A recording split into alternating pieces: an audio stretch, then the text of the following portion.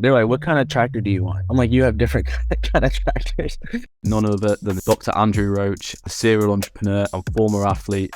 We decided to expand into the transportation realm. Never really thought I would get to this point in business. Obviously gave 120% in my PhD. I ended up doing government, legislation, and finance. I knew nothing about the trucking industry at all. And that was probably the hardest part. How do you gain that competitive edge? I think focus on value. Focus on people. People are going to drive profit. We've already seen it over the last decade. Right now, we have 56 people operating on a daily basis. As bad as that was, as tough as that was, like I needed that moment. Trust me, it's going to be highs, lows. You might have friends that doubt you, family that doubt you. Always believe in yourself. Always double down. Thank you everyone for joining us for the 21st episode of the CEO Journey podcast, where we talk about all things business, entrepreneurship and advice. Today, I'm joined by none other than the serial entrepreneur and former athlete, Dr. Andrew Roach. How are you doing, Andrew? How's life treating you? I'm doing well, man. You know, it's a blessing. I'm definitely grateful to be on here. How about yourself? How are you doing? Yeah, absolutely great, man. It's just an absolute pleasure to have you on. But yeah, if you could just give like a brief introduction to yourself, so the viewers know exactly what you're about and what you're currently doing with all your businesses, that'd be perfect. Okay. My name is Dr. Andrew Roach. Former athlete, used to play football, played in college, got a couple opportunities professionally. In 2020, the pandemic came, so that kind of led me to getting into, the e-commerce space, the transportation space. Started with e-commerce initially, saw how well it was doing during the pandemic, even though everybody was kind of all locked down. And then kind of going into 2021, we decided to expand into the transportation realm because obviously, with e-commerce, shipping times, those kind of things is big. So we were able to kind of do those things in-house and then kind of just continuously expand it from there. No, definitely. That sounds amazing. And I guess what I'd like to learn a bit more is just generally about your backstory as an entrepreneur, because I know you've got a really interesting story as a former athlete, but obviously that came to an end. Now you switched to the entrepreneurship space. If you could just give me like a bit about your upbringing, did you always have an entrepreneurial flair? Is this something that you just generally developed as you progressed later on in life? Yeah, no. I feel like we're all kind of entrepreneurs to a certain extent. Like, when you look at the big picture, obviously some people, they might grow up to inspire to be a teacher, doctor, whatever. But obviously, you got to kind of be innovative and resourceful to get, to make it there. So, I feel like we're all entrepreneurs by nature. So I've kind of always been that way. Kind of always been straightforward and focused on like goal oriented and those kind of things. Both my parents are retired military, so that was kind of something my mom always preached in the household as far as like just being focused on your goals and what you want to do. So, like I said, obviously, football is my focus. Never really thought I would get to this point in business. Never really inspired to be that, but definitely took a lot of lessons I learned, from being an athlete and applied it to business. You're going to have highs, you're going to have lows. Obviously show up and give your best every single day. And guess what? Like ended the football career in a sense. Did you put everything into becoming a professional footballer, or did you know that might not work out and therefore hedged your bets with other stuff? What was the case with that? I kind of always I pride myself, even with business now, kind of always being versatile in a lot of ways. Now I obviously gave 120% to my athletic career. I feel like anything you do, you should always do that. But at the same time, I was also getting my education. I ended up graduating in 3 years and then got my master's in a year and then end up getting my PhD and stuff like that too. So I was doing that all simultaneously. I have a son as well. So, being a father, being a student, a football player, I had a lot of things going on at one time. So I just believe, you should always be versatile and never boxed into one lane or one endeavor. No, that makes if possible. Yeah, no, definitely. That makes complete sense. And what did you do at university, by the way? So every step of the way, like I said, like being versatile, I did something different. Undergrad, I did sports communications and media arts. So I studied a lot of that led to like the social media, the marketing, those kind of things.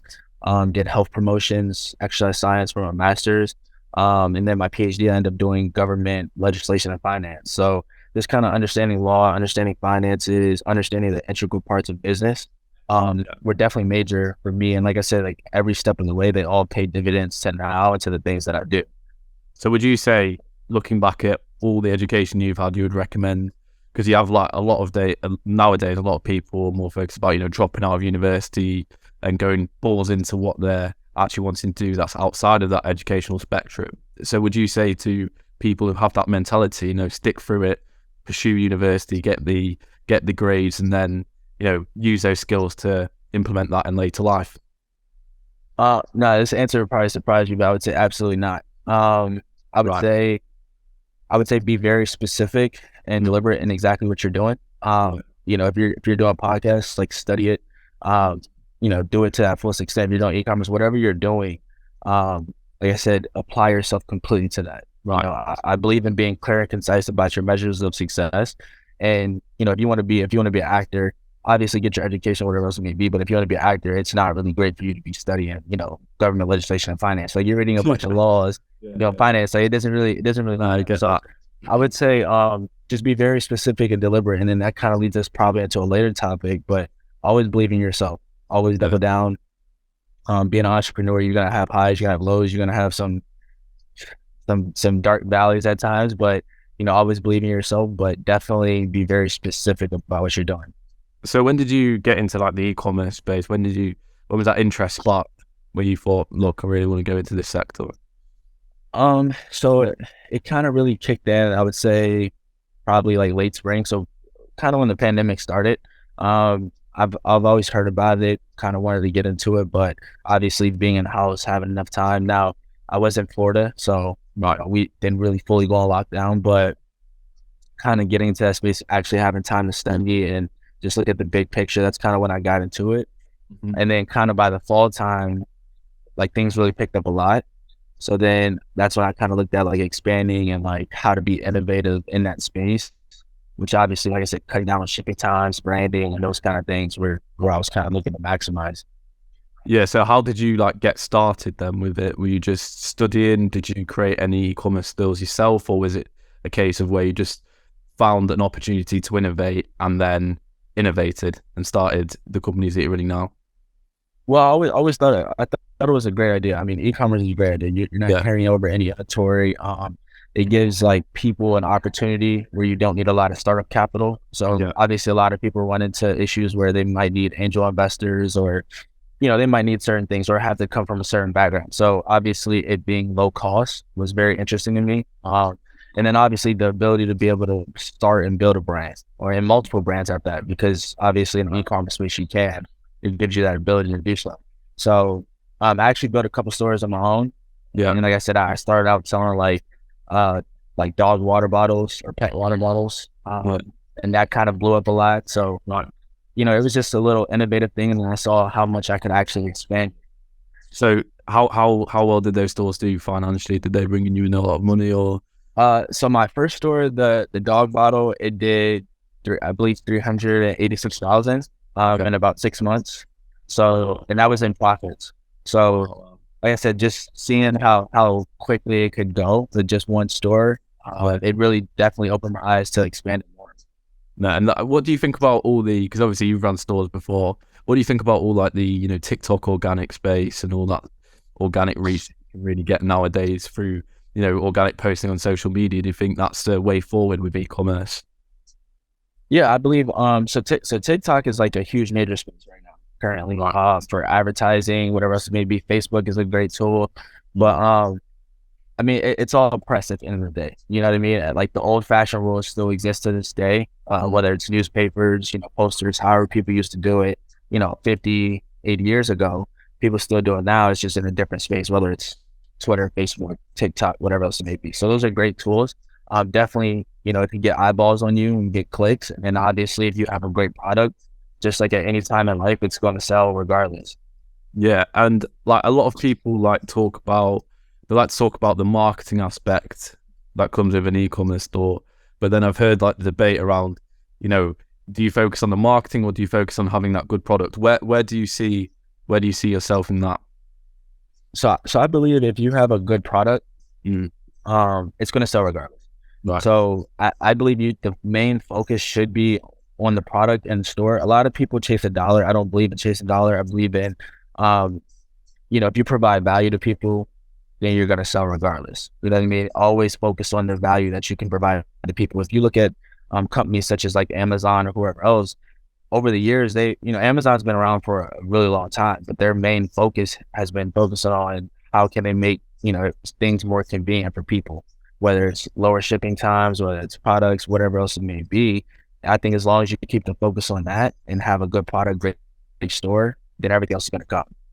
And so, like, obviously, you talked about lower shipping times. And you do that with, is it Arrive or automation? Yes. So with the Arrive automation, we actually do transportation, whether it's like storage with warehouses and obviously trucking itself. So the United States, Canada, and Mexico, we're able to cut down the shipping times. Okay. We still kind of obviously use the major carriers such as UPS, USPS, FedEx, those kind of, but obviously, putting us in that space as well to kind of control our own freight, it obviously, definitely cuts out the middleman a lot. So how does one go about setting up a business like that? How did you go about setting up that business then? It was actually ironic. So one of my friends, business associates from high school, he actually came to me in 2021. It was like, I knew nothing about the trucking industry at all. Okay. He came to me and was like, hey, like, what do you think about like setting up a trucking operations? He's like, this is, kind of what it does. And obviously it's $1 billion industry. Yeah. What's promotion? And yeah, so then he knew somebody at Penske, which obviously is a big truck rental and leasing company. And they were like, look, we can get you started today, get a truck. And I didn't know anything about trucking at all. And they were like, we can get you they're like, what kind of tractor do you want? I'm like, you have different kind of tractors.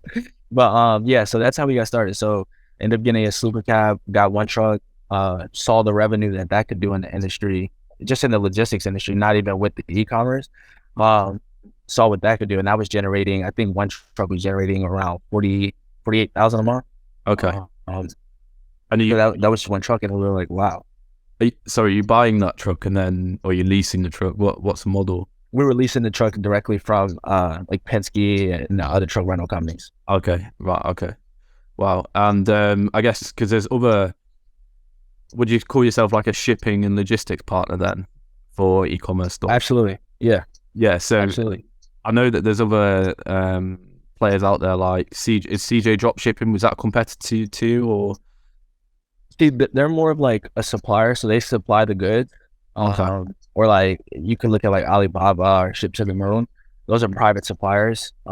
We're kind of sort of in that space as far as clothing, certain things like leather and those kind of things, but we're not actually a direct supplier, but we do handle, like I said, the shipping, the logistics, and all those kind of things. So we actually keep inventory in-house. So that's where the storage and the warehouses come in handy, is like we keep that storage in-house.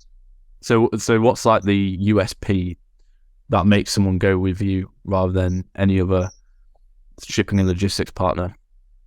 Well, I mean, with the e-commerce space, like automation space, a lot of people, who automate their clients' stores, what they'll do is obviously they'll just run the store for them. So order the product, but you still have the same shipping time. So obviously it takes 7 to 14 days for things to come in if you're going on like AliExpress or whatever else it may be. But for us, being able to have that in-house where we're storing our actual clients' products, we're actually going over the branding, the packaging, all those kind of things. So we see it before the customer actually gets it. So we keep those things in-house, and we just actually basically take the place of like a FedEx or a USPS or Amazon for our clients. Right. Okay. No, that makes complete sense. And like, how difficult has it been sort of building that business? What are the lows you faced and the challenges that you've, have to overcome to grow it to where it's at now? It's kind of, I think we built the operation separately, obviously. We built the trucking operation completely separate from the e-commerce. And that was probably the hardest part as far as like building the trucking company, learning the trucking industry, because there's a lot of things that go into logistics. There's actually, a lot of systems that you have to implement as far as whether it's driver tracking. There's a lot of laws you have to abide by, whether it's road, whether it's borders, whatever else it may be. So remaining compliant, like FMCSA, learning those kind of things with Federal Motor Carrier Associations, were probably the hardest part. But the e-commerce, like I said, once everything got up and running, the stores is pretty simple. The branding's pretty simple, obviously. Just the drop shipping alone, that process was probably difficult starting out though. And obviously, you've got another business as well, haven't you? Which is it Elevate? Yeah, Elevate. So Elevate is the actual drop shipping one that we operate with. So we started with Elevate and then we expanded to Arrive, and then now like they're interchangeable basically as far as how we operate. They basically work together. Okay. And where do you see that business in the next 5 to 10 years? What's your goal with it? Me personally, I don't see Elevate or logistics going anywhere. It's what we do. It's who we are as a society. I just only see it expanding. And obviously a lot of people nowadays, I believe it's been a 22% jump, every year as far as online shopping.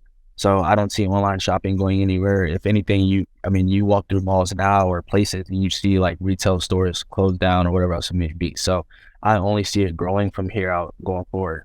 Right. Okay. Did you have to raise capital to actually get started with that business, or were you just like using the money that you were generating from your e-commerce stores to then put that into that business, or what was the case with that? How did you go about getting funding for that business? No, actually, so with the e-commerce space, actually I had a couple $1,000s, I believe. Specifically, I have about $8,000 saved up for that. So I put, and a lot of that went into the actual marketing. The actual cost of like starting the store was roughly pretty low initially, Okay. because like I said, I wasn't when I first started, I wasn't doing custom branding. I wasn't keeping storage in files. Obviously I did have the pitfalls of, long shipping times, whatever else it may be. So Yeah. once the store actually started to generate, revenue and funds and stuff like that, I was just reinvesting those things. And then obviously starting the automation business. Okay. And like with your expertise around the whole e-commerce space, what are the key aspects? I know this is quite a broad question, but what are the key aspects that someone should focus on to really set their store apart from all the other stores out there in the market? Because there's a lot of people in this space right now. How do you gain that competitive edge, do you think? I think, like I said, it kind of goes back to earlier. You focus on value. You Yeah. focus on people. People are going to drive profit. And you have to provide value in the marketplace. So I think you need to actually treat it as a business. There was a point, like I said, in 2020 with e-commerce, where you kind of make any store and sell anything, and it would still sell. Like you don't have to have the perfect branding or perfect whatever, but nowadays, like you need to treat your online store like as if it's Nike or Adidas or these big companies. So like in my eyes, that's what's going to set you apart. That's what's going to actually keep you around in the long haul. And like, are you on board with like all the AI stuff and all that, chat GPT, all that hype around AI? You on board with that? Yeah. It's good. I think AI and those kind of systems are good, but I think it's like the icing on the cake. Um, I think you still have to provide substance yourself, and then, like I said, that's like the icing on the cake where it's like, all right, now I can go to this and then boost it, whatever else it may be. Right. Okay. And like, where do you see the future of the e-commerce space? Like, where do you see it in the next 5 years? What's your prediction with that? Like the complete e-commerce space overall. Yeah, like just in general, how do you see it evolving? I definitely, like I said, I definitely see everything going more online. I don't see us having rescinding what we're doing already. Um, I believe you'll see more like in-person stores, not a Walmart or anything like that, because those are huge major stores and retail stores, and they have like multiple products. But I definitely see a lot of stores going online, a lot of companies going online and leaving that space. You've already seen it over the last decade, since 2013 to now. You've already seen that a lot. So I only see it growing from there. Definitely. And like with all the success you've achieved so far, Andrew, which is, a lot, and a lot of people think, well, you look at your Instagram, you see all the nice things. It wasn't always like that. So like, is there anything that you regret looking back? Anything you wish you started sooner, or just anything that you would change looking back at how far you've come? No, I believe like as hard as it is to say, and I know like obviously people who are in certain situations right now, and like I said, you have to always believe in yourself. You have to always double down. But it's cliche to say, but those moments, that's what builds it. That's what builds you. That's what in the long run, when you look back, you're like, dang, I needed that. Yeah. As bad as that was, as tough as that was, like I needed that moment. And I truly believe that everything happens at a specific time for a specific reason. You learn lessons at a specific time. Like I said, like even when I first got in e-commerce, I was like, man, I wish I'd have known about trucking, then, and then I could have did it. But it's Yeah. like, Yeah, you yeah. learn things at a certain time. And like, what would be your top 3 pieces of advice that you would give to any entrepreneur out there, no matter what stage they are at the business? Just top 3 pieces of advice that you would say that could really help them progress along their journey. Um, I would always say, for one, focus on value more than anything. Never chase a dollar, but always focus on the value that you can provide to people. If you can provide value, you'll always be able to make profits. That's kind of a law of life. Um, Secondly, always double down on yourself. Always believe in yourself, regardless. I mean, when all this goes, like, it's gonna be, trust me, it's gonna be highs, lows. You might have friends that doubt you, family that doubt you, haters, whatever you want to label them as. But Yeah, yeah. at the end of the day, you always have to believe in yourself, even when it looks like it doesn't work. And trust me, there's been plenty of times like I've looked at myself like, bro, like, you're crazy. Like, Yeah. but at the end of the day, like I said, you just have to believe that it's gonna work out.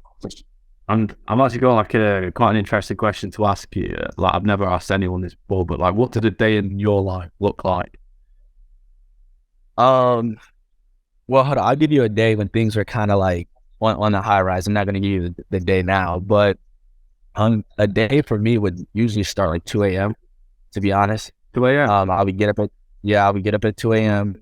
Because it's like nobody's bothering you at that time, anything. So I would get up. I would I wouldn't touch my phone until like the first hour. Like, go through. I would meditate. I would look at, I would read books, whatever else it may be for that first hour. The second hour, I would go over work. I would go over strategies, like just clear thought of mind, not taking input from the outside world. Like I said, within these first 2 hours, I'm still not, touching social media. A lot of people wake up and the first thing they do is scroll through social media. So it's terrible to do. Then I would, respond to whatever emails. By that time, probably about, I would say 8 o'clock in the morning, 9 o'clock in the morning, go work out, go for a run or something, get breakfast, get back to work probably from, I would say noon to 5. And then that would be the day from there. Wow. And how like pivotal, because like for me, just like I've seen in your story, like you're quite big into fitness, like, well, you're definitely big into fitness, you're a former athlete. But for me, that pivotal. And when I've got loads of work on, and like I use fitness and improving myself, there's a big sort of distraction. Allows me to just channel my focus into that. How pivotal is it for you to have that, aspect of keeping everything healthy in terms of your overall work as well? I believe now, obviously, like I said, being kind of a former athlete, I'm kind of like, old and washed up. But no, I mean, I think training the mind is the biggest thing for me. I look at kind of more like that. Like, say for example, I say I'm gonna run 2 miles on the treadmill or something. Like, that what people don't realize, everything is universal. At a certain point, everything is connected to everything. So like, if you say you're gonna do something, you're gonna do it. It's the same thing in business. If I say, hey, I have a meeting at 2, I need to be ready and sharp at 2. There's no excuses. There's not, reason for me to be a minute late. Same thing on the treadmill. If I'm saying I'm run 2 miles, I'm not gonna stop at a mile and a half. You know what I mean? Like, no matter how it goes. So I think fitness now for me, most importantly, is about training the mind, and consistently throughout the day, training the mind, training the body, and just keeping those interconnected. Like, do you look up to any people who are higher up than you are now? Like, who are the sort of people that you really admire and look up to? So I look at kind of a lot of people from different industries. Obviously the big names, the Grant Cardalos, the Gary Vee's, TD Jakes, Eric Thomas. I listen to those people a lot. They have great insight, whatever else, like throughout the day. I listen to them every single day. But I would say the biggest person I probably look up to is my mom, honestly. Sure. She's probably one of the most hardest working, disciplined people that I've ever met in my entire life. Like, still to this day, I know I've probably surpassed her in certain areas, but like I said, today she's still the gold standard for me. So that's probably one I would have to throw up there. No, definitely. And I guess like one key question, because you sort of like give me the vibe that you're a definite action taker. You're not procrastinator. There's too many procrastinators out there in the world who just don't take imperfect action. So like, if you just had to say like how important taking action and taking that first step, no matter about what anyone else thinks, is for the success of your career, how pivotal has that been for you? That's everything. And obviously, like I believe a lot of people say a lot of things and do a lot of things, but is the action has to be at the top. It has to be number one. Uh, a lot of people they might say, they have faith in themselves, faith in what they're doing, this and that. But if your actions are reflecting that, then who knows? You know what I mean? I remember when I first was done playing football and I moved to Florida, I literally packed all my stuff in my car and I just thought I was like, what's the best place for me to be able to expand myself, my knowledge, my wisdom, what I want to do as far as business, family, all that stuff. And I was like, I'm moving to Florida. Just got up and left. Everybody's like, oh man, you're crazy. Then I did it again. Moved to Arizona. You know what I mean? Like just got up and left. Everybody's like, what? Like why Arizona? I'm like, it just is what it is. But you have to take action. You want to take action. That's the biggest thing. How big is your team currently now that you've got in the moment? Right now, we have 56 people operating on a daily basis. Wow. And you're looking to grow that even more then? Yeah, so currently right now we're working on a warehouse in Frankfurt. Like I said, we obviously cut down shipping times in the United States and Canada, Mexico, but we're working on opening a warehouse and a facility in Frankfurt, Germany. To obviously expand more to the UK and those kind of things. So I do plan on spending a lot of time in Germany this year. I would say probably this summer. So that's the next project that we're working on right now. Well, great. And have you got any other projects in the pipeline, any new businesses that you want to start?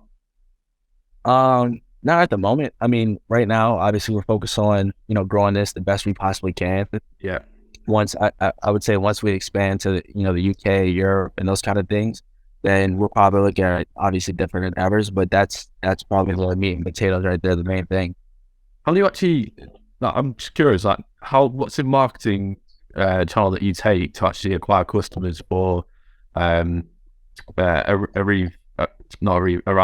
automation? The biggest marketing tool I would say we use for the most part is Instagram.